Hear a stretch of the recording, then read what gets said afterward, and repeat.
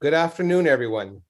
Bonjour tout le monde. Merci de vous rejoindre à nous aujourd'hui. It is an honor for me to welcome you for this celebration of the life of Kappy Flanders. Let me start by recognizing that McGill is on land which long served as a site of meeting and exchange amongst Indigenous peoples, including the Haudenosaunee and the Anishinaabe nations.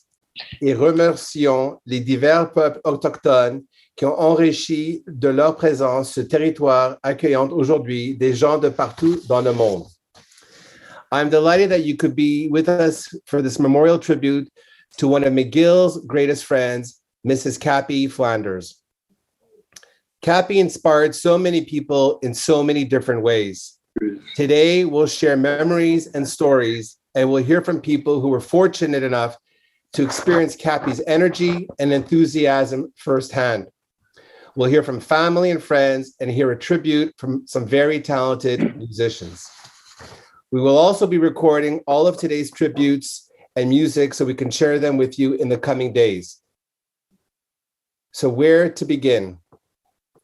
You all know that Kappy had an incredible impact right across our university and beyond. Her passion for positive change had a ripple effect that went far beyond McGill. It was felt throughout Montreal and in communities around the world. Our guest today will give you a snapshot of some of the incredible work that Kappy did and the enduring impact of her legacy. As I was putting down my thoughts on paper about Kappy, I was thinking of Kappy's reaction to today's events. And I think I could sum it up in 5 words. Oh, don't make a fuss. But this is the one and only time that I will dare to disagree with our dear friend Kappy. My own relationship with Kappy goes back more than 16 years ago when I joined McGill, and her connection to McGill goes back twice as long. Every time I talk to her, her energy, her passion, and fortitude was always contagious and incredibly diplomatic. After a conversation with Kappy, you couldn't help but feel like the Energizer Bunny. You immediately shared her enthusiasm. She not only convinced you, but enlisted your immediate support for an idea or a project. And boy, did she have a lot of ideas and projects on the go.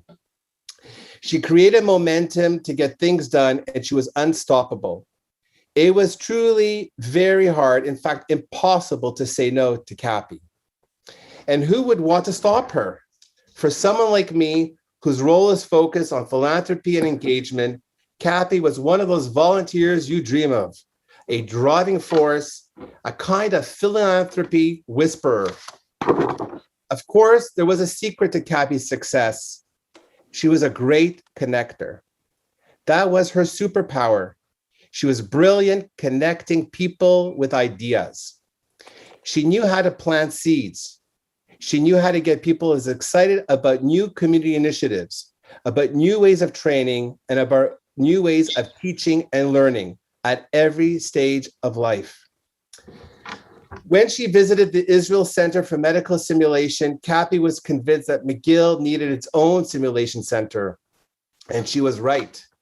Soon McGill had the best center in the country, thanks in large part to her passion and her shared enthusiasm with Arnold and Blima Steinberg.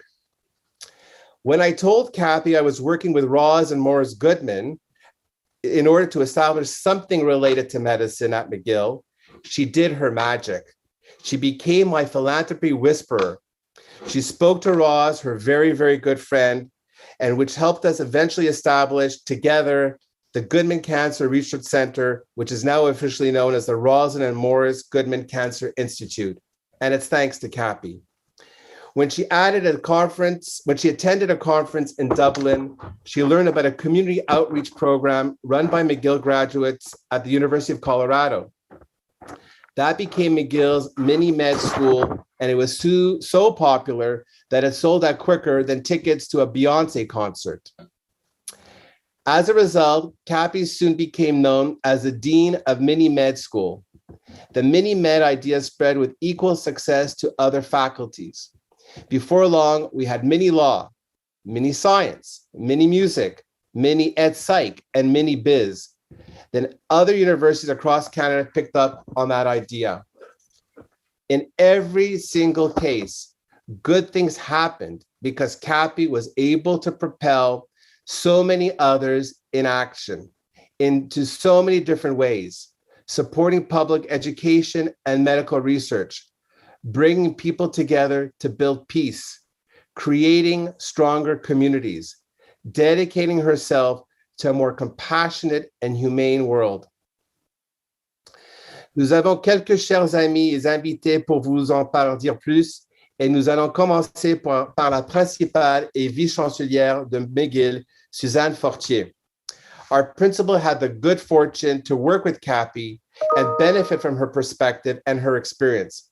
So let me invite Principal Suzanne Fortier to share her thoughts. Suzanne? Merci Marc et merci à vous tous d'être avec nous aujourd'hui pour célébrer une grande dame, une grande amie et notre amie Kappy, et célébrer aussi sa vie qui a été si bien remplie et qui a eu un tel impact dans nos vies à nous. On est très privilégiés à McGill d'avoir eu Kappy dans notre communauté. Elle nous a donné tellement à McGill, évidemment, sa vision, ses talents, sa générosité, son énergie, et elle a vraiment contribué à beaucoup de ce qu'on a fait à McGill au cours des années. Vous savez, Kappy's dedication to McGill spanned 30 years, and her impact is felt across the university. Of course, in our Faculty of Medicine and Health Sciences, where she was there as a volunteer, as a philanthropist, and as an advocate for palliative care.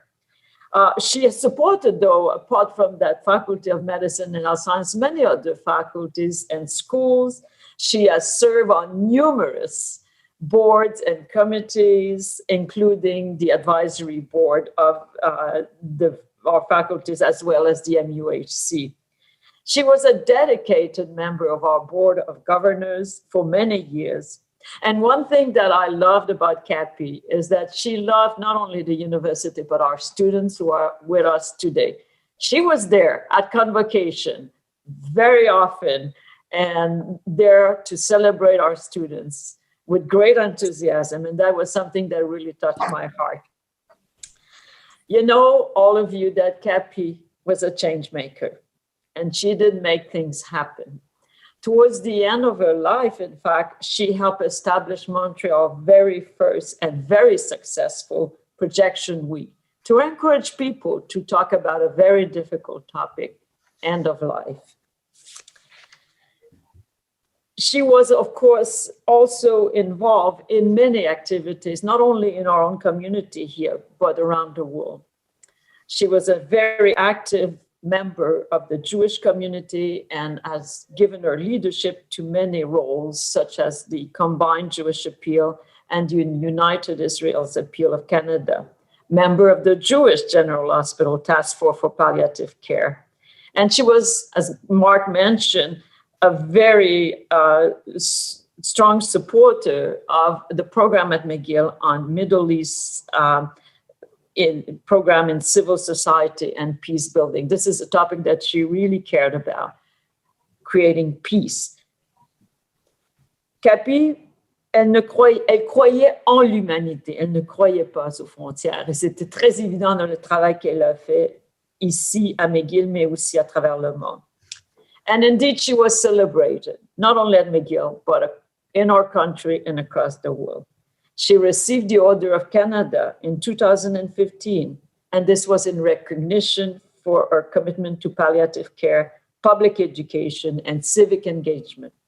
She received the Governor's General Meritorious Service Medal, again for her effort in palliative care. It was such a joy for our university to give her an honorary doctorate, and that happened in 2009.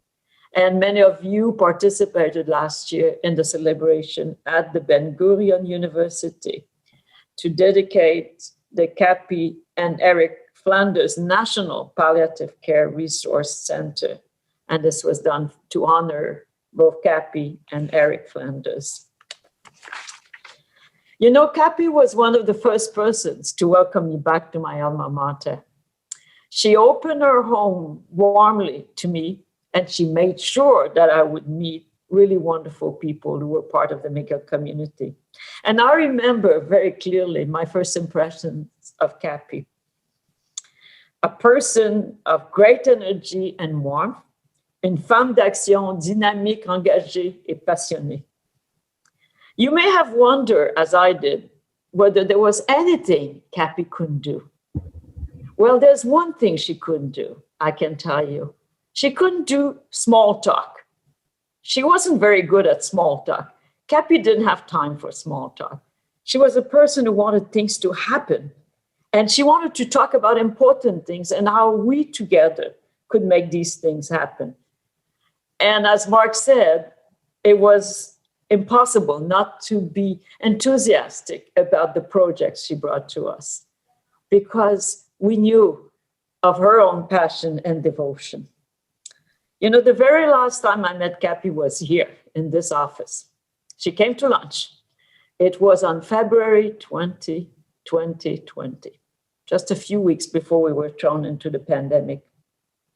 She came here with Suzanne O'Brien to tell me that they had decided to lead again a projection weekend in Montreal, and they wanted McGill to participate. And when she told me that, I reminded myself of the dinner that Kappy had hosted at the end of the inaugural projection week. She and Suzanne were very happy. It had been a real success, but they were exhausted. Kappy said, you know, it's time for younger people to take this over. I can't continue doing these things. And of course, she was hoping, and she and Suzanne were hoping that others would lead. But I think they realized that this wasn't going to happen. And so they did decide that they would lead the project again. And this is Kappy to me, a person who would never let the ball drop. There's no ball that drops when Kappy is around. And she's a person you can count on, a person who's left a very profound impact on our community here, but also worldwide, and a person whose vision will stay with us forever. Merci beaucoup. Merci, Suzanne. Very, very touching words. Thank you so much. I'd like to now introduce Dr. David Eidelman. David is our Vice Principal, Health Affairs and Dean of the Faculty of Medicine and Health Sciences. He is very familiar with Kappy's many qualities and the lasting impact she had on our university. David, over to you. Merci, Marc. Thank you very much. It's an honor and a privilege to be able to say a few words about Kappy. Before saying it on behalf of the faculty, I'd like to just make a couple of personal comments. I first heard of Kappy when I was a lung doctor, working as a lung doctor, and she was having these wonderful dinners in support of lung cancer, and I didn't know who she was, and I didn't go to the dinners, and I thought this is not very important. And little did I know that I would be spending many hours, many happy hours with Kappy, and fortunately, she still invited me to dinners later when I knew better. I didn't know that I'd be spending time sitting next to her at convocation and learning to look at the ladies' shoes as the graduates walked back as a way to pass the time. And I didn't know that I'd get a wonderful last email from her in the spring of 2020 when we were all confined, and when she had gone out for a walk and took pictures of flowers that were blooming in front of our office right near her house. And that was the last I heard from her. It really made me think about her qualities, both as a person who really was a person of action, as the principal said, but also was a very, very human person who was really thinking of others with enormous empathy. She was a remarkable presence in our community for decades, as you've heard, and she made particularly, for the Faculty of Medicine and Health Sciences, she made exceptional contributions as a social activist, as an educator, and of course, as a philanthropist. As you know, first and foremost, she challenged us to think differently about how we care for the terminally ill. And this was a great passion of hers that started with the death of her husband in 1991. And she really became an ardent advocate of palliative care and medical education. When she learned that Montreal was home to Canada's father of palliative care, she rallied friends and family around the establishment of the first chair in palliative care in the country, with the illustrious Dr. Balfour Mount as the inaugural chairholder, a chair that now carries her name as well as her late husband's. Her efforts had a tremendous impact. Each time one of our graduate students completes, one of our medical students completes a rotation in palliative care, this is really thanks to Kappy's vision. It's really set a standard for the care of terminally ill, the Kappy and Eric M Flanders Chair in Palliative Medicine. It's particularly set a standard for our faculty to keep palliative care always as a priority. She also founded and co-led the McGill Council on Palliative Care in partnership with Dr. Richard Cruz, who will speak shortly. And as you heard, inspired by Amitai Ziv's work at the Israel Center for Medical Simulation, she played an instrumental role with Arnold Steinberg in the creation of what is now McGill Steinberg Center for Simulation and Interactive Learning, which is Canada's largest simulation center, one of the most important in the world. She had a hand in establishing the Richard and Sylvia Cruz Chair in Medical Education. She served on our faculty advisory board for 7 years. She served on the Neuro Advisory Board. You heard about her trailblazing work on mini-med and the other mini lectures. And she gave across our faculty, to the Charles Bronfman Department of Oncology, to global health programs, to the Maud Abbott Medical Museum, the Oster Library of the History of Medicine, the Rosalind and Morris Goodman Cancer Research Center, now the Cancer Institute, and the Neuro. She was the first non-faculty member to receive the Catherine Rolfe Award from the Department of Surgery for her outstanding contribution to the faculty and the university. We were further touched to learn that Kappy donated her body to the faculty's Division of Anatomical Sciences for teaching purposes. Her contributions to our faculty were seemingly without end, and she was a wellspring of support. We're fortunate that she believed in McGill and in our faculty and gave so much of her time and energy towards our mission. She was a woman who brimmed with enthusiasm and inspiration. And although she could be directive in her approach, she always had an encouraging word. She was a champion to our students. We saw her at every donning of the Healer's Habit white coat ceremony for medical students embarking on their clinical training. And she also knew how to bring others into the fold. Our relationship with her was with her friends and family, as well, and especially with her 4 children, Susan, Judith, Stephen, and Elle. To her children, I say now, please know that Kappy Flanders will be forever missed at the Faculty of Medicine and Health Sciences. She was so very kind. She was so very kind and really a true leader. And I personally am very grateful to have known her, to have benefited from her wisdom, and to have learned from her.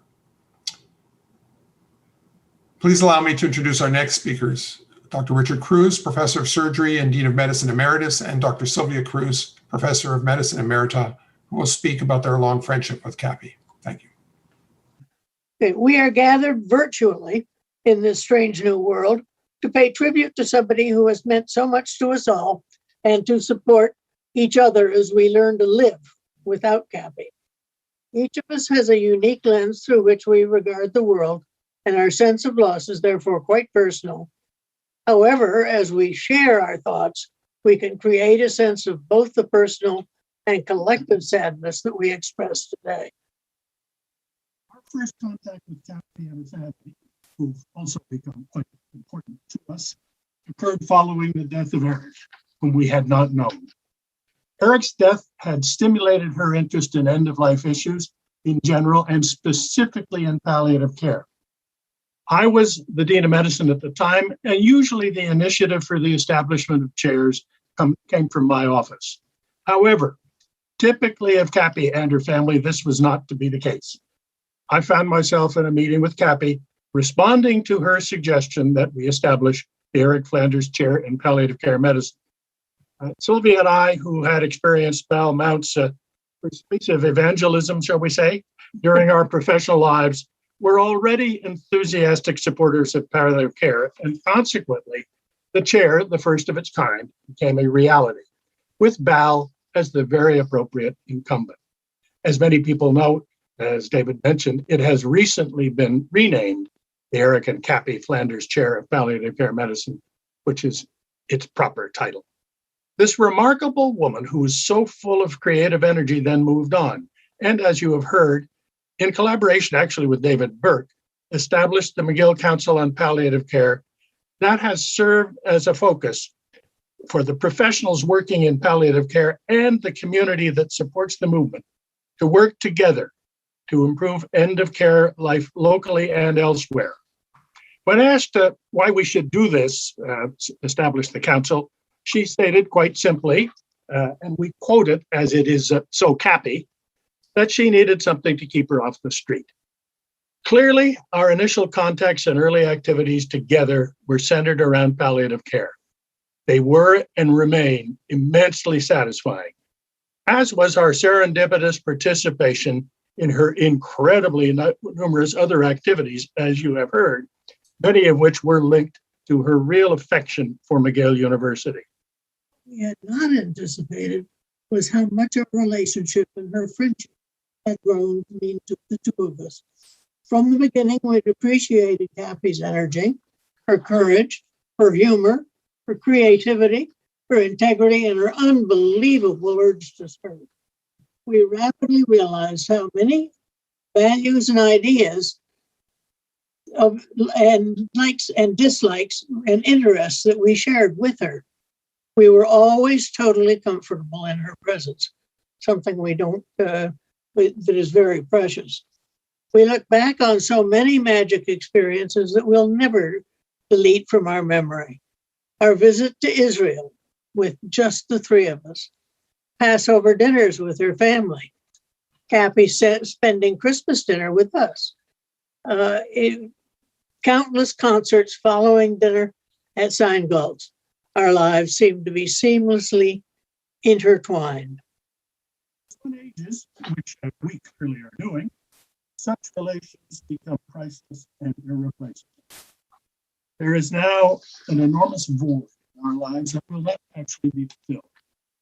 This will not be felt as we consider the larger issues in life, but during our day-to-day activities, which is where our love and respect were most apparent. However, in spite of the sadness of today's event, we will close on a positive note. As stated by David, we are so grateful that Kappy Flanders entered the second half of our lives and for the multiple memories that will stay with us. We will miss her presence and her friendship for as long as we live. Now, because of Kappy's deep love of music, it's very appropriate that we go to Redpath Hall at McGill University for music recorded especially for today, featuring violist Victor Foudelma and pianist Megan Milatz. They will perform a setting by Maurice Ravel of the Kaddish, a Jewish hymn of praise.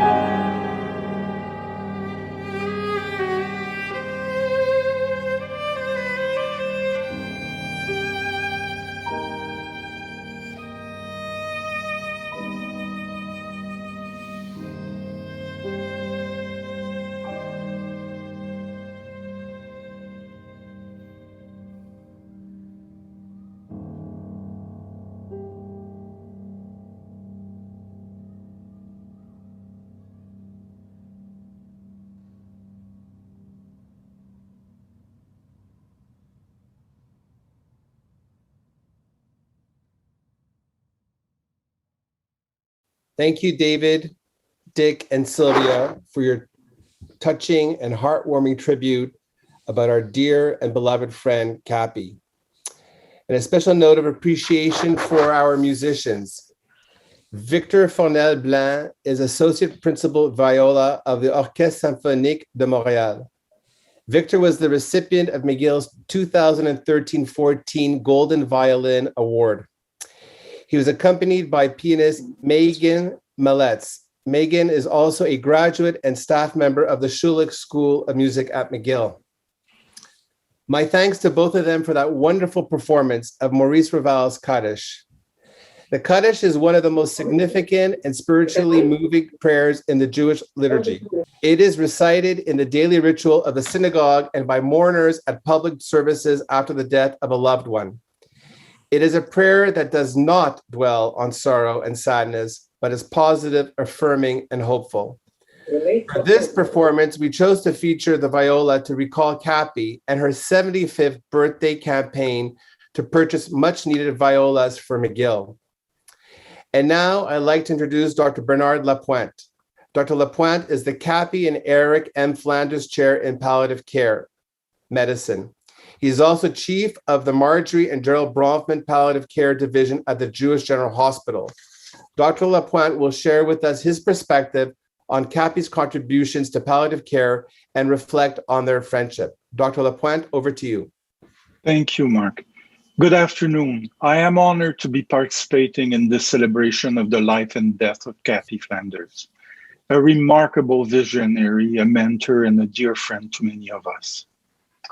Kappy aimait la lecture, et si vous le permettez, j'aimerais débuter cet hommage en vous lisant quelques vers du grand poète québécois Gilles Vigneault, dont les paroles résonnent avec le parcours de vie de Kappy.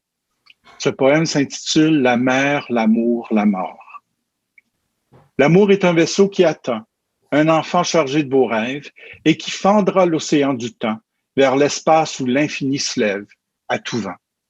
La mort est un chemin qui attend, cet enfant curieux de lumière, l'oiseau de l'âme y vole en chantant. C'est le cœur qui regarde en arrière, en battant. La mer, l'amour, la mort sont trois champs qu'une main secrète ensemence, le blé qui lève et le pain dedans. C'est ton rire et ta peur et ta danse, mon enfant. Contrasting the difficult experience of the death of her beloved husband, Eric, with that of the death of her mother, who passed away supported by palliative caregivers in Israel, Kappy became determined that every family should know about and have access to palliative care. One of her first steps, and as it was mentioned, toward achieving this objective was the creation at McGill of an endowed chair, the first chair in palliative medicine in North America, a chair that was created to support the remarkable vision and dedication of Dr. Balfour Mount. Her commitment to the development of palliative care at McGill here in Quebec and in Canada did not stop with the endowment of the chair. The same year, she created, in collaboration with Dean Cruz, the McGill Council on Palliative Care, a community-based initiative focused on increasing public awareness of and support for palliative care, as well as its availability within and beyond the McGill community.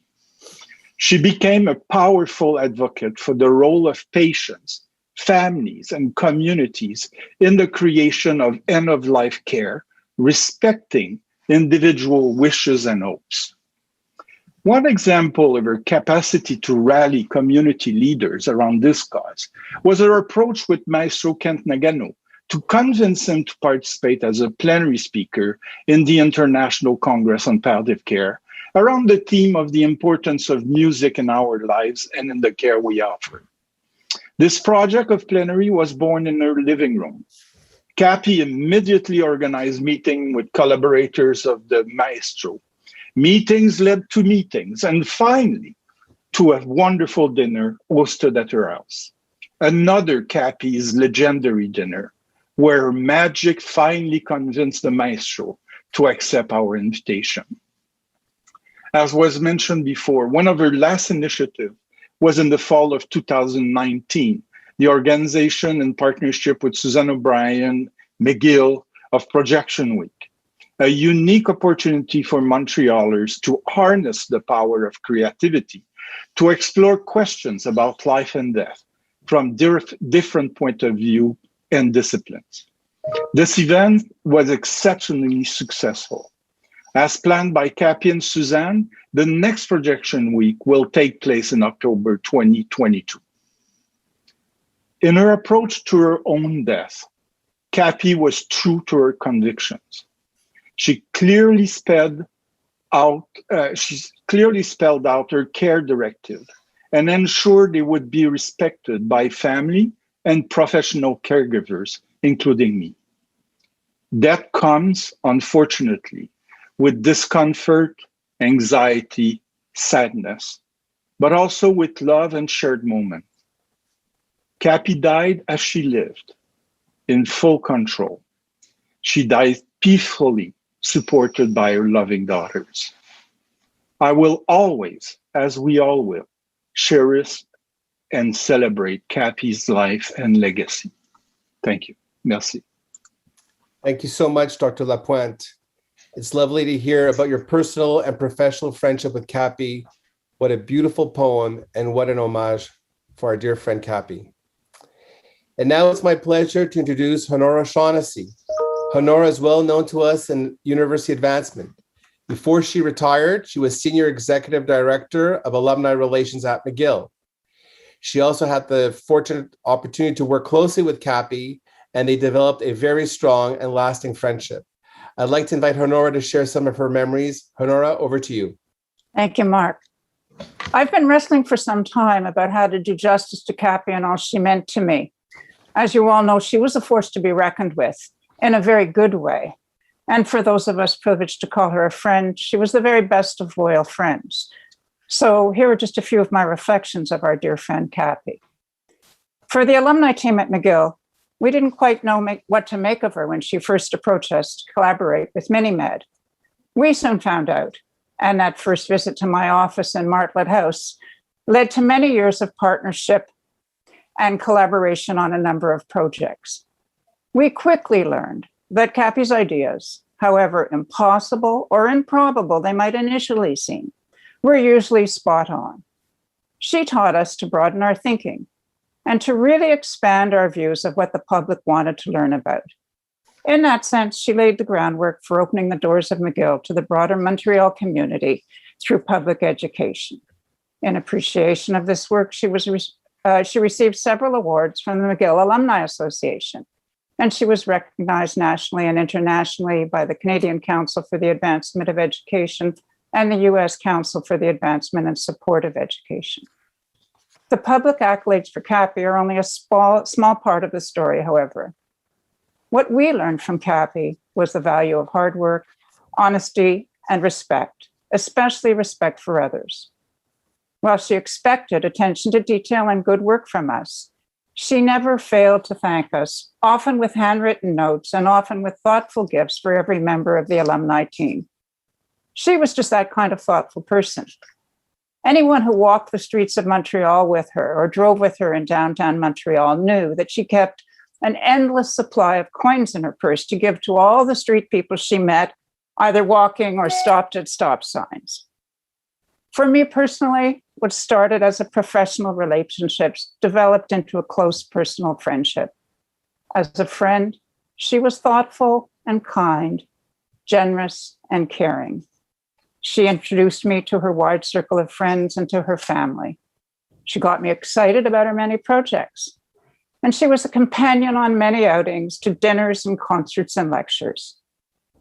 She supported me when illness struck members of my family and my friends. And she was always just a phone call away when times got tough.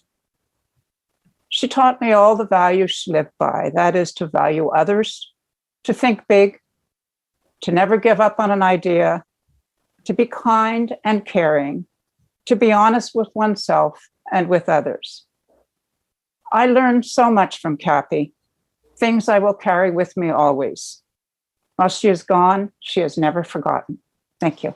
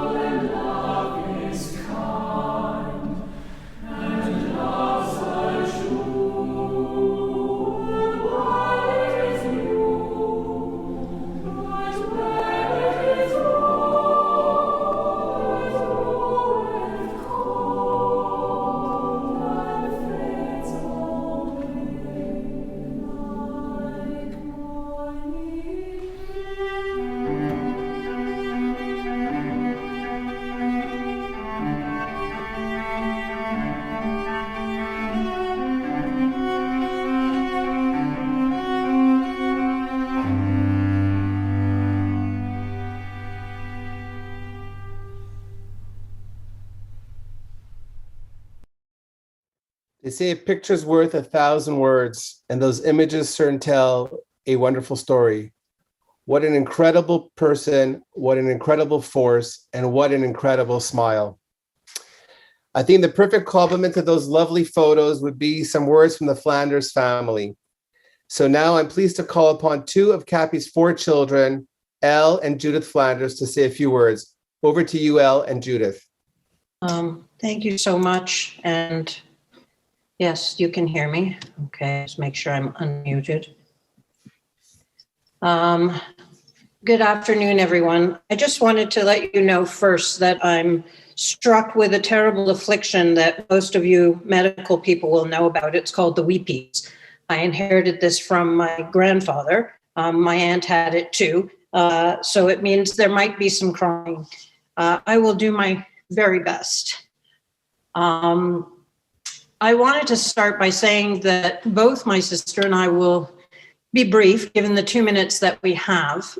But I do want to say that I've never managed to keep anything to 2 minutes in my entire life.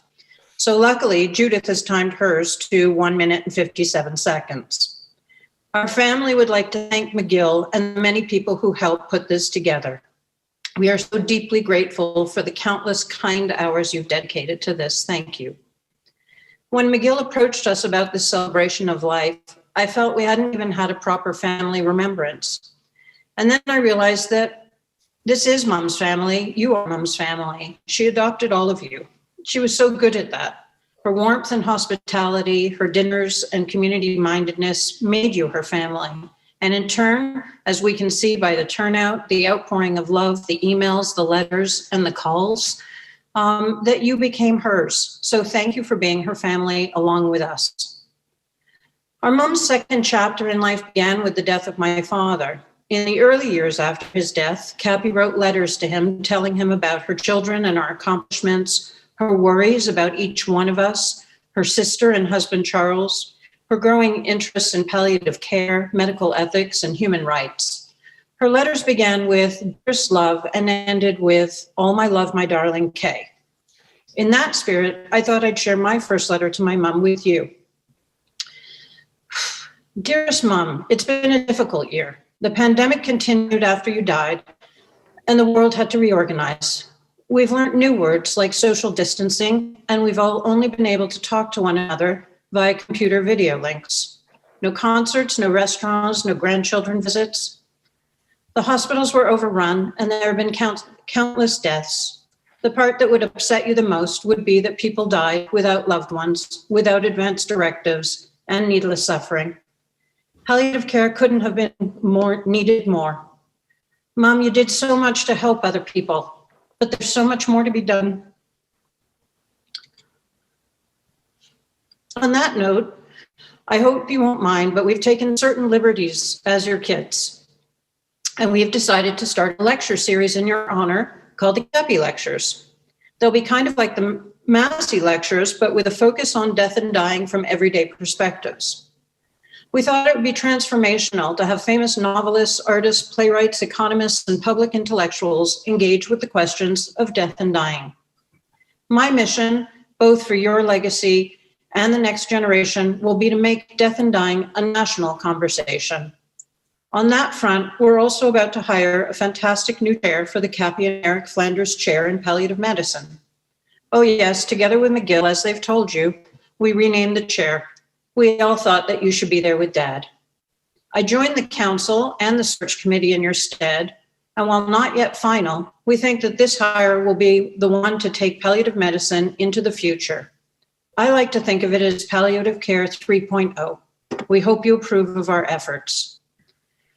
Before you died, I told you how proud I was of all that you've accomplished and all the accolades you'd received for it, and you said, "Sweetheart, it's not the accolades, it's the work that matters." I'll try to follow in your footsteps, but you're a very tough act to follow. Anyhow, my time is long up, and I just wanted to let you know that we miss you so very much. But with the help of all your friends and family here, we will continue the incredible work that you started.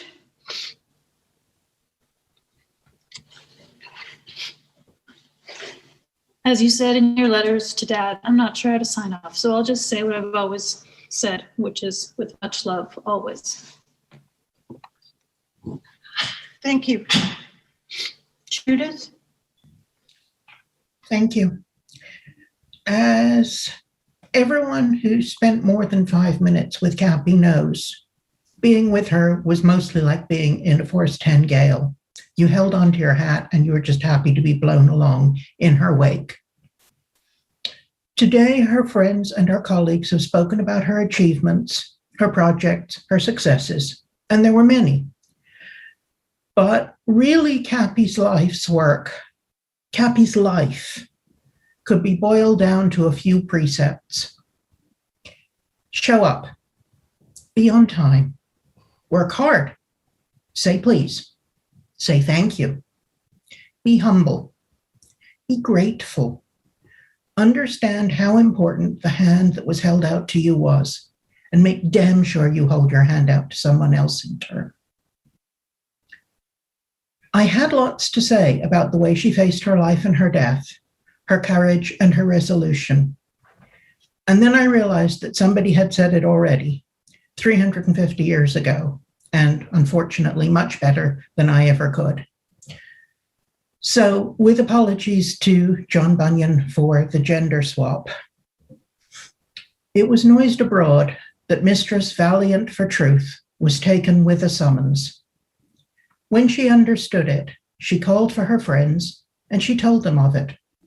Now, said she, I am going to my father's.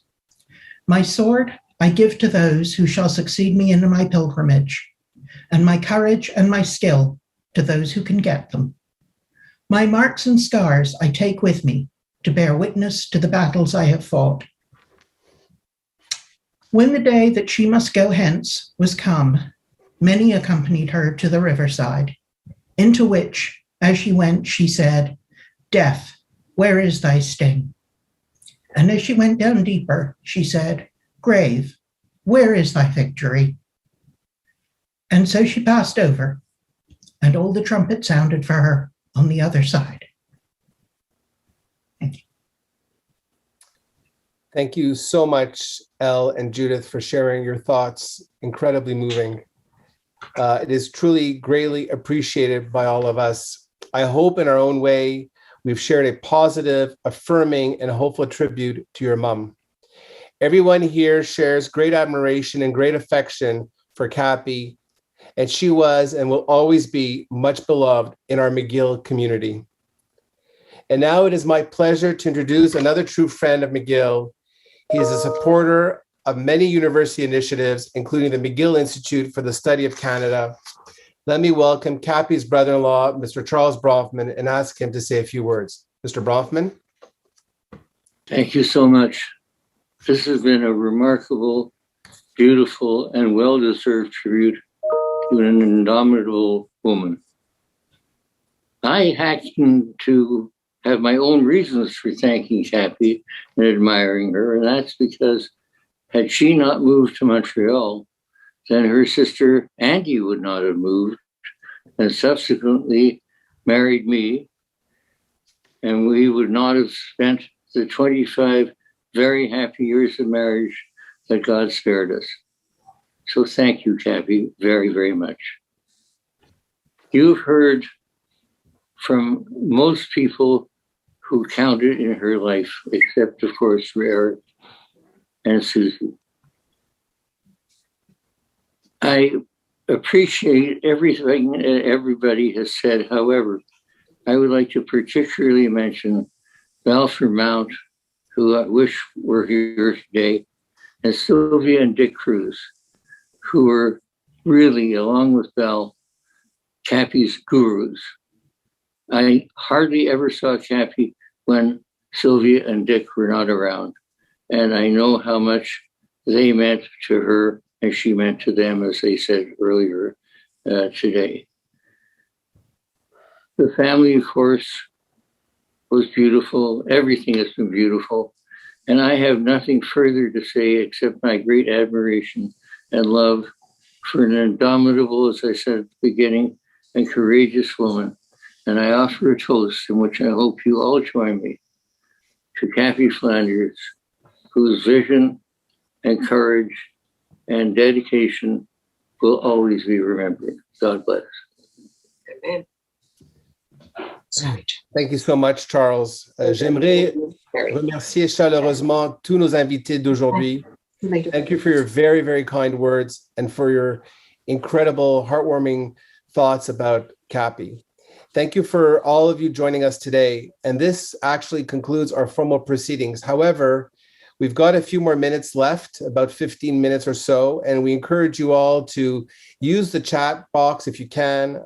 You could unmute yourself. It might be chaotic. We have about 300 people currently online. But if you'd like to make mention or make comments to any of the Flanders family members or anybody else in the McGill family, we'd love to hear from you. So we're going to try this out. We'll see how it goes. And if you've got comments, please, let's use the next 15 minutes or so. And that we would encourage you to stay on and try to have a conversation if it's possible. So here we go. Let's see how this works. And looking forward to hearing from a lot of friends and family members from around the world who are here to pay tribute to Kappy Flanders. So we've got some comments from Stacy Zimmerman and Joel Lowenstein as well, and Marion Dove as well, as mentioning that this was a beautiful ceremony and service. But as I said, we have a few moments. So if anybody would like to please come forward, we'd really appreciate it. Oh, there is Dr. Mount. I see him. Hi, Val. So maybe, Dr. Mount, we speak a lot about you, but perhaps you'd like to say a few words, since you obviously knew Kappy so well.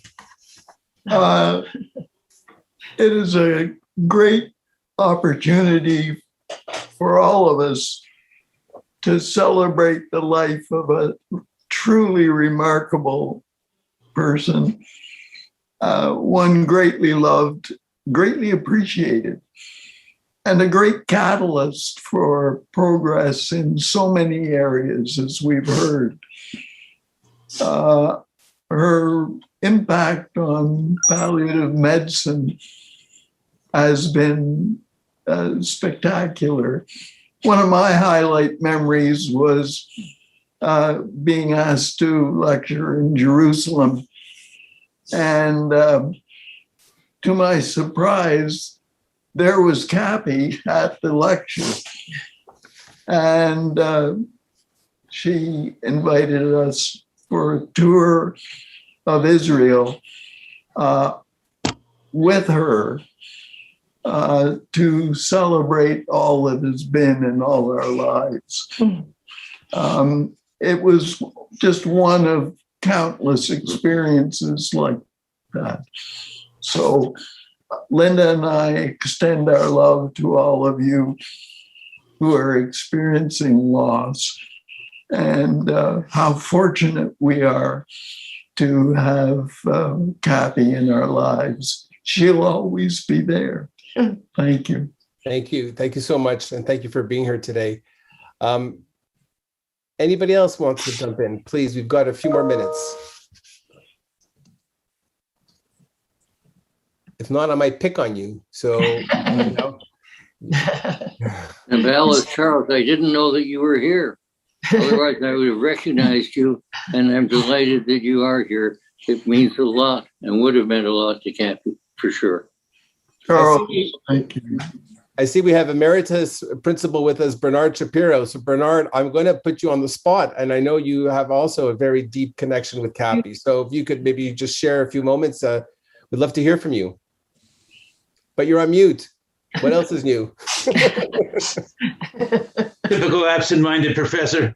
But in any case, what I really wanted to say was something a little different from what other people have said, which I can't tell you how much easier it was to be the principal of McGill when you had somebody like Kappy to interact with and help move you forward. Thank you. Thank you so much. I see there are a lot of other friends here from the McGill family, and so I'm going to put our chair of the board on the spot, Mr. Ram Panda. So Ram, perhaps you'd like to say a few words. Oh, that's a pleasure, actually. I have probably known Kappy for the least amount of time compared to all of you. maybe around 8 years. And it's thanks to the McGill events that I met her. And that so happened that I was seated right next to her. And I think that was my great honor. And I can only describe in a few words how I feel, because since then, she always kept in touch. She always invited me for various events and to dinners. And I couldn't make actually to those dinners because of conflicts. But I'll summarize in just a few words. I find her purposeful, assertive, extremely warm and affectionate, innovative, always helpful, always present, and very attached to McGill. Yes. Thank you. Thank you. Very nice. I see there's a Kappy Flanders partner in crime on my screen, and so I'm going to turn it over to Suzanne O'Brien, who got to know Kappy really, really well in the latter part of her life, and both of them came to see me regularly in my office, pleading for help, and we somehow found a way to make it all happen. So, Suzanne, if you could just say a few words, I think it'd be great to hear from you. Thank you, Mark. I remember coming to your office and how you thought that conversations about end-of-life care were not going to draw the public in. You were one of the early kind of skeptics a little bit, supportive but skeptical that this might actually work. But Kappy led the charge in convincing you that there is a great need for this. And I think that really was her magic. She was a mentor to me, a friend to me. We had such fun doing this, knocking on doors. Sometimes the doors were open, sometimes the doors were closed. But she knew how to knock more than once. And I think that was her secret. And I do remember Suzanne Fortier, I do remember that last lunch in your office when you really accepted the challenge that McGill could do this again and be a partner in Projection Week. And so the plans are in place, and we hope everyone comes out, that the doors will be opening just that little bit wider each time, that conversations about death and dying are not so scary when we do them with love, with passion, with empathy. And I'm looking forward to that. And I think that was really what Kappy taught me too. Knock on doors more than once, and they will open. Just encourage people to come in. And I miss you, Kappy. I really do.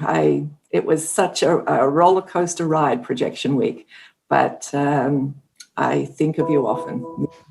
Love you. Thanks so much, Suzanne. So without picking anybody else, are there any other individuals who would like to say one or two words before we close out the session? Is there anybody else who would like to jump in here? I wouldn't mind, Mark, I wouldn't mind hearing from, we seem to have a justice in the House. Yes. Nick Kassir, I remembered, I guess I'm now old enough to say things like, I remembered you when. I remember you at the infamous dinners, and look at you now. So I thought you might want to say something. That's so nice, Elle. I miss your mother a great deal. She was deeply in love with McGill, and McGill was deeply in love with Kappy. And we've heard a lot about what she did for medicine and palliative care, but her generosity extended to every corner of the university. There was no apparent reason why she would invest herself so fully in the well-being of the law faculty, and she did so with reckless abandon, and to the great good fortune of all of us. It's an expensive answer. Thank you, Nick. Yes. So And I'd if like I to can, thank. may I just add to that, that Nick's wife, Jane Manton, is probably one of the oldest people, not old in age, but many, many years. We went to school together when we were little girls. So Jane, thank you for being on as well. Thank you. So I'd like to thank all the participants. There are a lot of comments. There are a lot of comments in the chat, which we will transfer to the Flanders family as soon as this is over. Obviously, if anybody would like to make any other comments after the event, please let us know. My colleagues are on standby if need be. I'd like to thank all of the speakers and participants today. It's been really a great honor to be your host and to do this for Kappy, who meant so much to McGill and who's devoted so much of her time and effort and energy making sure that humanity steps up. And she really is an incredible example. I too will miss her immensely. I never said no to her phone calls or to her visits. She'd come in, she'd ask for a few moments, just a quick thing. And the quick thing became a big project, a big idea. And we always took it on full steam. And I will miss her immensely as well. So thank you all for being here. I'd like to wish all of you a very good day. And by the way, and if anybody is interested, the buffet will soon be open with lox, bagel, and cream cheese. That's just a joke, by the way. Stay well. Cheers to all. And hopefully we'll see each other very, very soon. Take care. Mark? Yes, Twinkle. Yes. Oh, good. I did it. I got myself to be able to say something. Somebody said that they knew Kappy the shortest amount of time. Well, I knew Kappy the longest amount of time when she arrived in Canada. We became very dear friends. She had her babies. We had our fun together. We worked together. And I also get the weepies. But I just miss her intelligence and her kindness and all the things that she did. I have huge admiration, and I'm very blessed to have been part of today. Thank you very, very much. Thank you, Thank you, Twinkle. And great to see you. As I said, stay well. Cheers, everybody. And hopefully we'll see each other very soon in person. Take care. Thank you for being here. Thank you all.